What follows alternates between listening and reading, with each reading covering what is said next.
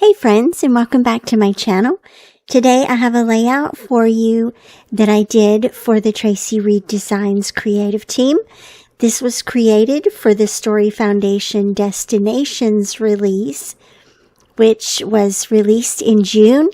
And I wanted to share this super cool silhouette tutorial with you before the next Story Foundation release hits the shop. And so what I'm working with today is the stamps that are in this collection, specifically the one in the lower right-hand corner that says "Let's Go" and is surrounded by this super adorable globe. And I did something really unique with it. So let me take you to my Silhouette software and share all the details with you. Okay, so I thought what I would do is split my screen here.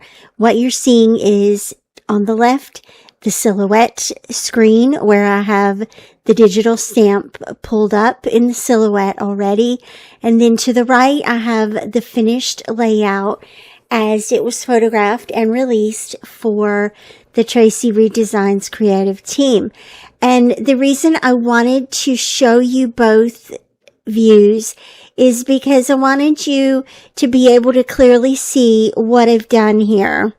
And so usually when people say, let's use a digital stamp for a cut file, they think, okay, bring in the digital stamp to your Silhouette or to Photoshop, trace it and cut it. But this one is a little bit different because this here, let me close out the trace view, the trace menu there for a second. This black line drawing is the actual digital stamp itself.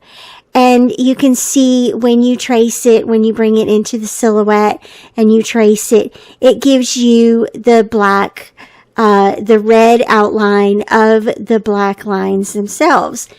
And what happens when you cut that just like that, you're going to get the dots all disconnected as separate pieces, the dotted line, which I love so much, as separate pieces. You're going to get the word "go" and the exclamation point as separate pieces, the S, the apostrophe, the L, and the ET. All of these are going to be separate pieces, which there's nothing wrong with that. You can totally do a cut file from a digital stamp like that. But we're kicking it up a notch. And the reason that's the main reason why I decided to shift it and do the way that I've done it is because I wanted all of those disparate elements to show as one color. So what ends up happening is that I took let me undo that.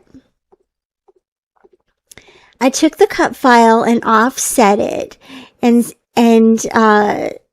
cut out the offset. And you can adjust how much you want the offset to be.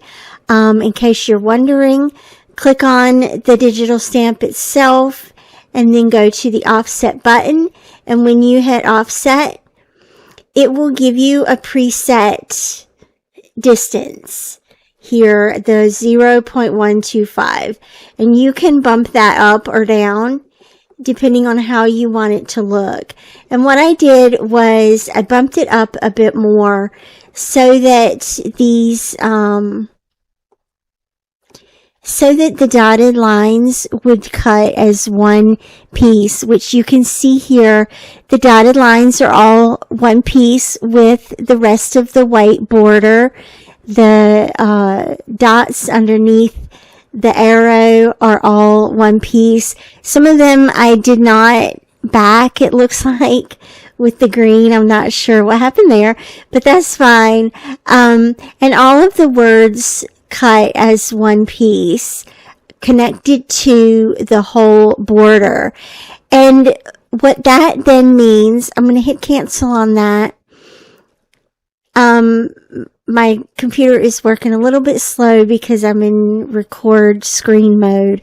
But what that then means is that you need your backing file for the digital stamp itself. And that is just simply the green cut out from the entire cutout, all of the elements all together. And then you'll see in my process video, I actually, I wanted the plaid to show as the globe. And this turned out to be a really great design decision. This is what makes this layout pop. The plaid inside the globe and the plaid around as the border, tie this layout together really cleverly. But what I ended up doing is cutting just the inside of the globe. And so, let me see if I can show you. It's this here. So I cut and print, or I printed the pattern paper, the circle cutout of just the pattern paper. I printed that first. And then I did another offset of the circle with the letters and the little dots and that part of the arrow.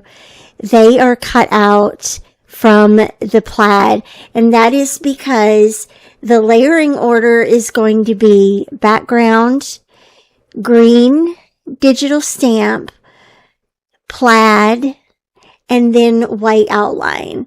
And so that way the green will still show behind the letters. And that way they pop against the plaid. They highlight this beautiful green that then contrasts and blends. It contrasts with the background, this orange background, and it blends in really cute with his blue outfit, his blue clothes, and the other blue elements in the collection. And so that's what I've done in the silhouette. Let's go back now to my process and show you what these items look like printed and cut and how they go together. Here we go. So these are the pieces that I have printed and cut using the silhouette and using Photoshop. That's the main photo here of Nick at the train station in Roanoke Rapids. And this is the white outline of the digital stamp from plain white cardstock. This is the outline of the globe itself. So I actually lied. There were two cuts, the inside words and the globe. And then here is the plaid. So this is the plaid how I cut it originally without the words cut into it. And here's the green background. And so everything is going to layer on top of the green background. But what I realized here is that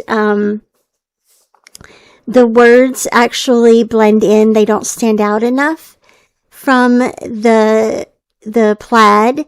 And so here's where I'm going to go back and reprint and recut the plaid.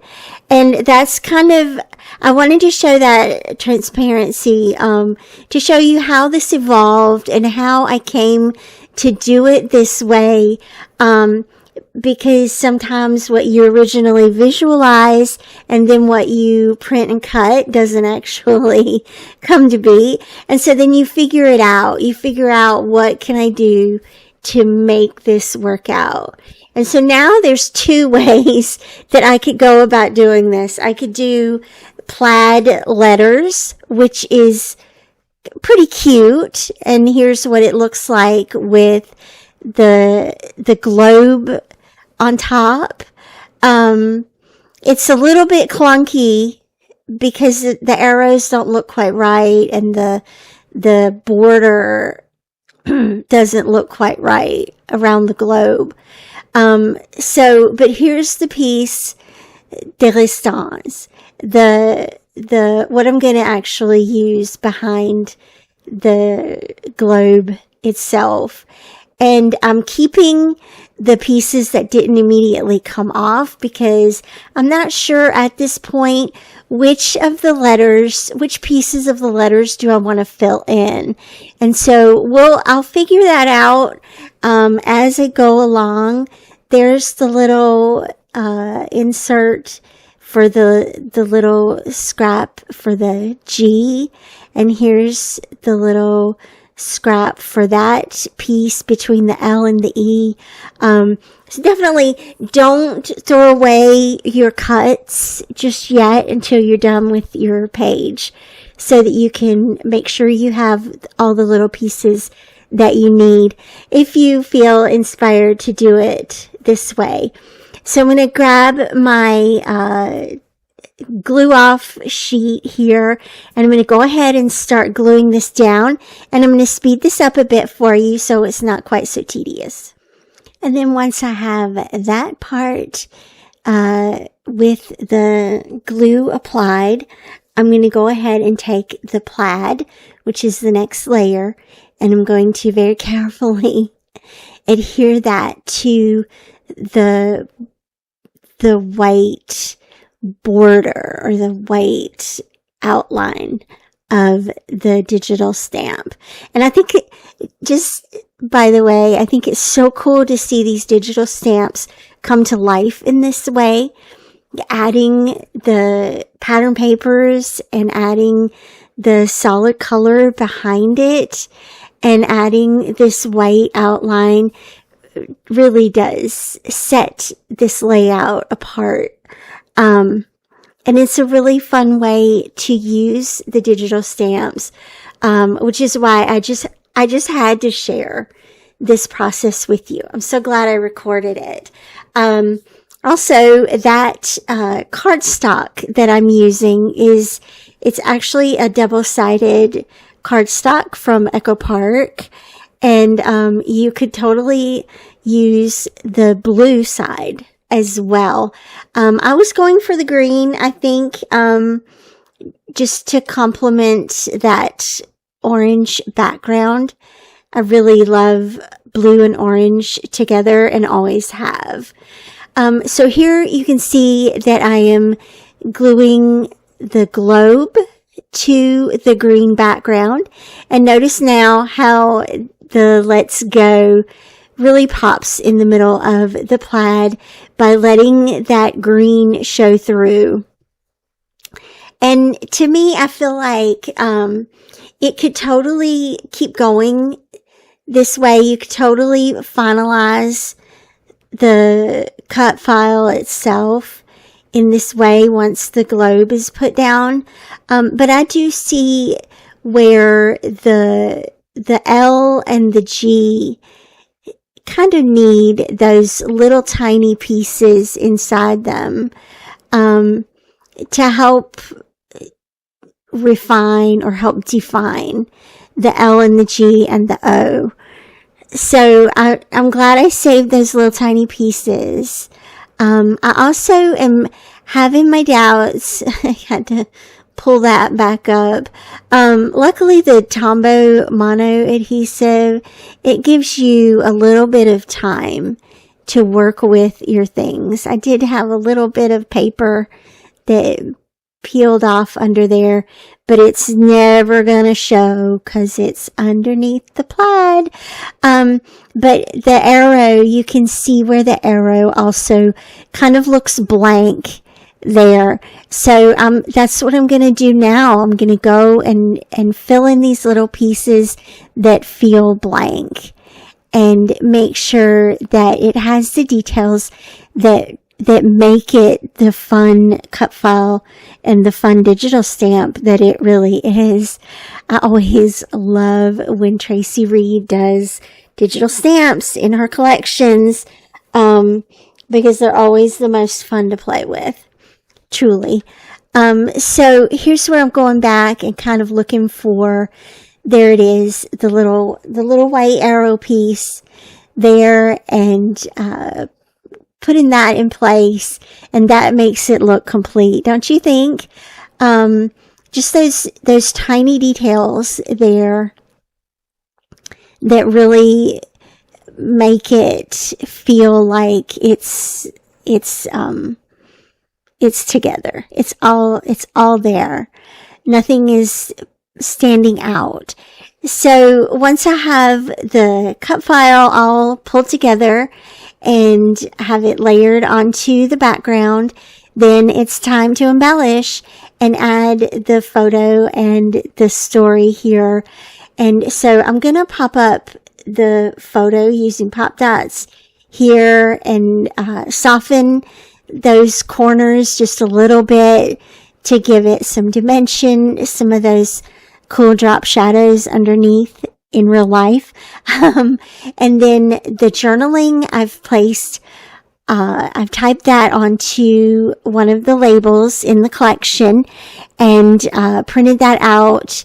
I typed that in Photoshop and then printed it out with the silhouette along with the other embellishments here from the collection. And so you can see those here. I've got the train, of course. I couldn't not use that adorable train icon. That is one of the centerpieces, I feel like, of the whole collection. And I love how it's just a slightly lighter green than the cut file is. And that is intentional. I just want to say that your cardstock doesn't have to match exactly. It is kind of in the same, like, color value, I think is the word I'm looking for, where the lighter green looks like a lighter version of the darker green. And then what I'm doing is just simply tucking the other embellishments around the photo and the journaling. The photo is in the top left as kind of a focal point, and the journaling is the secondary or supporting actor down in the lower right hand corner. And of course, the beautiful digital stamp turned into cut file is taking the center stage. Thanks so much for watching. I will have links to the product down below, the Story Foundation Destinations Kit for you. And as always, thank you so much for watching. I'll see you back here again real soon. Bye-bye.